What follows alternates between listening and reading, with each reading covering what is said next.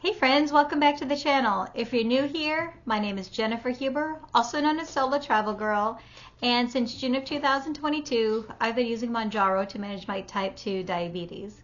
Before I get into this week's update, I need to remember to remind you about my disclosure, that I'm not a healthcare professional and I'm just sharing my personal experience and opinion about using Mounjaro to manage my type 2 diabetes.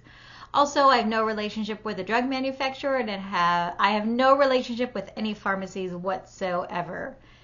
All right, so Mounjaro basically has been really a game changer in my life. If you haven't been following along, I have lost over 60 pounds, but what people cannot see is how this medication really has improved my diabetes.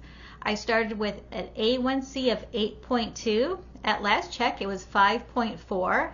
And I'm going to have another blood draw coming up, maybe this week. Anyway, I had high blood pressure and I was taking high blood pressure medication. I no longer have high blood pressure, so I'm no longer taking high blood pressure medication. I still have a high cholesterol, it's about 165-ish, and so I am taking a low dose statin. Eventually I hope to be off of that, but that number really isn't bad. But I'll know my cholesterol numbers when I have this upcoming blood draw. And when I started this journey, I had non-alcoholic fatty liver disease, and that has since been reversed. So Mounjaro basically has helped me achieve my health goals in being a better version of myself. So here we are, week 82. I injected myself on Friday, week 82, at the 7.5 milligram dose. I've lost track as to what dose of 7.5 that is, but look in the description because I do keep track of that. I just didn't check it before I logged on today. But anyway, I did have some side effects Friday night. I did feel nauseous after I went to bed, and I felt nauseous yesterday.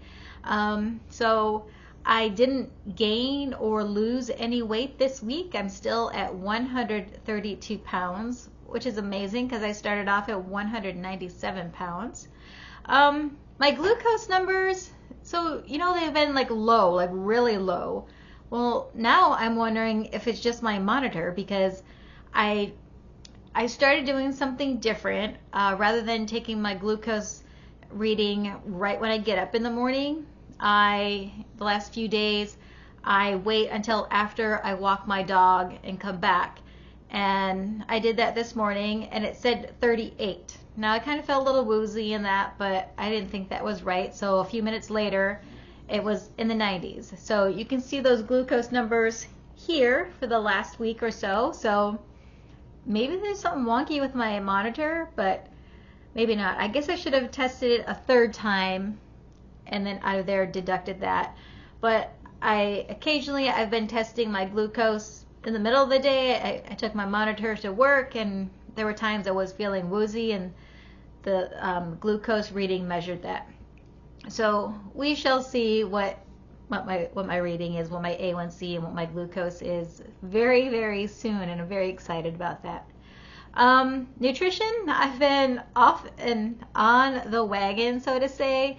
I went to my local farmer's market store. It's not really a farmer's market, but it's a store that it has a lot of farm fresh vegetables and fruits, so I stocked up on fruits and vegetables, and they had this delicious chicken salad, and I got some bread, so I was having some sandwiches and that. But then I also, it's the football playoff season. I had a hankering for jalapeno poppers, so I picked some of those up from the frozen section. So that's probably why my stomach wasn't feeling so well yesterday.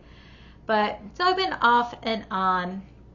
And I'm going to get into something which is the title of this week's video. Exercise, been walking my dog twice a day, and then today I went to the beach, even though it was like in the 50s. It was a great day to go to the beach because since it was 50, and I went to my favorite state park, Stump Pass Beach State Park, or at least one of my favorite state parks. I could find a place to park because parking's really limited, so that was a positive with it being so chilly. And obviously I didn't go in the water and I didn't wear shorts or anything, but it was a nice stroll along the beach, so I walked a couple miles today. And it was a sunny day, and it was just a very, very nice beach day other than the chilliness. So So that was my exercise this week. Twice a week. Let's see what else. Oh, yesterday I volunteered as part of the Martin Luther King Jr. Day of Service, which the official day was technically last Monday, which was Martin Luther King Jr. Day. But the local United Way has different service projects throughout the month of January. So some of my coworkers and I, we actually deep cleaned a daycare center for low-income families yesterday, and I thought it was going to be more work. Like I thought we were going to have to get like mops and like just bleach the whole place, but thankfully there are Clorox wipes, so that's what we did, and felt really really satisfying. We really accomplished a lot, and the daycare manager, she was so appreciative as well. So I guess that was for my mental well-being, is giving back to my community this weekend. All right, so that's it. We talked about weight, glucose, nutrition, exercise. So let's get into this week's topic, because you know, smoothies. I'm a big fan of smoothies, and even though I have a NutriBullet, I got sucked into the social media hype, and I bought a BlendJet 2 last year, and I was so happy with it. I made a lot of smoothies with it. I did share at least one recipe with you all, and it's just so convenient using a BlendJet. I mean, I still love my NutriBullet. The thing is, you have to plug in the NutriBullet, but the BlendJet, you don't need to plug it in. You just have to keep it charged. Or the BlendJet 2, I should say. Excuse this little hiccup. I bumped something and I disconnected my camera. But anyway, the BlendJet 2 has been really, it's been a very convenient tool to help me reach my nutrition goals and my glucose numbers, my A1C numbers, by making smoothies in the BlendJet 2.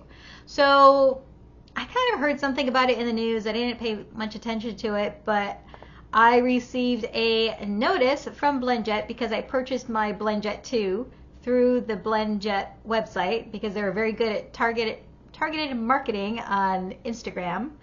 I'm not on TikTok. So basically, and this was actually the second recall notice. I missed the first one. So January 2nd or January 12th, they sent me a safety recall notice. Let me read this to you. They're letting me know that there is a voluntary recall on the BlendJet 2 portable blenders. Basically, they have determined that the bases in certain older blenders can overheat or catch fire, and the blades can break, posing fire and laceration hazards to consumers. All right, BlendJet 2 units subject to this recall were distributed from approximately October 2020 through August 2023. So yeah, I got mine last year, so I definitely fall within that. So basically what they are doing is they have this website where you can go and check the serial number, and then if your BlendJet 2 is recalled, you can choose, now I had 3 colors to choose from, you can choose a color as to what base you want to replace it, and they will send you a new base. You need to keep on you need to hold your cylinder. But going through this process on the website, I had to find the serial number, and the serial number is on the base of the BlendJet. Very easy to see, very visible. And then once it's determined, they tell you that yes, we'll send you a new base. They give you instructions on how to remove the base from the cylinder. I don't have the cylinder with me, it's in the kitchen. But then they tell you that you need to destroy your BlendJet 2. And I'm like, well, what does that mean? Do I have to like throw it on the ground or something? No, it's pretty easy. Basically, there's this rubber ring, and this is the rubber ring. You need to cut it into 3 pieces. And then after that, you need to take a picture showing your serial number and then your 3 rubber pieces and upload that to the website to prove that you have destroyed your BlendJet 2. And then also you need to certify that you're going to dispose of this properly at a facility that takes lithium battery items, because that's what is in here. Anyway, so it was a little sad cutting up my my BlendJet 2 O-ring, I guess we'll call that. And then the colors, I thought about getting this same color again, but I chose a different color. And it's going to take about 6 weeks, I think it said, for me to get the new one. Well, I haven't been making smoothies lately. I've actually been in a season of loving oatmeal, so it's not going to impact my breakfast so much. And I've been going back with my yogurt as well, but right now I'm really digging oatmeal. So I think I could live without my BlendJet, and I always have my NutriBullet in case I want to have a smoothie. But I don't know. Do you have a BlendJet too as well? Go onto the website. I'll put a link in my description, and then you can log on and see if you need to have your base replaced. There's no fee for you, and it's a voluntary recall, but might as well get a new product that's not going to catch fire, right? Yeah, totally. All right, so I think that's all I have to say this week. Yeah. I do have a video posting later this week about my trip to the Everglades from last week. That's all I have to say this week, other than thank you. Thank you so much for being on this journey with me, and thank you all for your concern as well. And I do read your comments. I know I'm slow to respond, but I do appreciate you so much. And if you're just new on your Mounjaro journey, welcome to the Mounjaro family.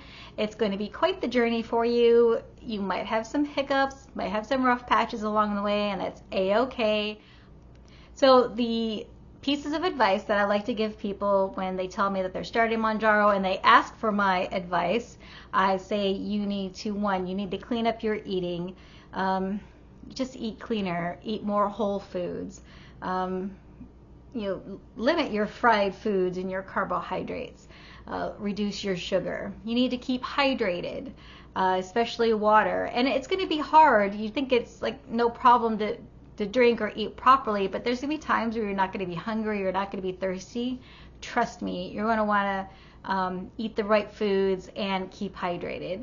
Also, you need to move more. You need to start exercising, and it doesn't need to be crazy over-the-top gym stuff, although I think if I did more strength training, I think I'd probably be happier with my my body. I mean, I'm happy the way I am right now, but sometimes I think, well, maybe I would have more muscle tone if I did some more strength training. But I did a lot of yoga, Pilates, and Pyo, and walking as well. And keep in touch with your healthcare provider. If something's not feeling right, reach out to them. Also, don't feel the need to go up in doses each month, meaning you're starting out at 2.5, the next dose is 5, and then the next dose after that is 7.5. If you're on 5 and after a month you're still feeling queasy with your stomach, don't feel the need to go up to 7.5. Feel free to stay at 5 until your body adjusts and then move up to the next dose. All right. And also remember that my journey is going to look different than your journey. Your journey is going to look different from someone else's journey, and my journey is going to look different from someone else's. Just stay the course and don't compare yourself to others. All right, my friends. Again, thank you so much for being here. I hope you have an awesome week. And remember, not only be kind to others, but please be kind to yourself. Bye. Oh, and go Bills!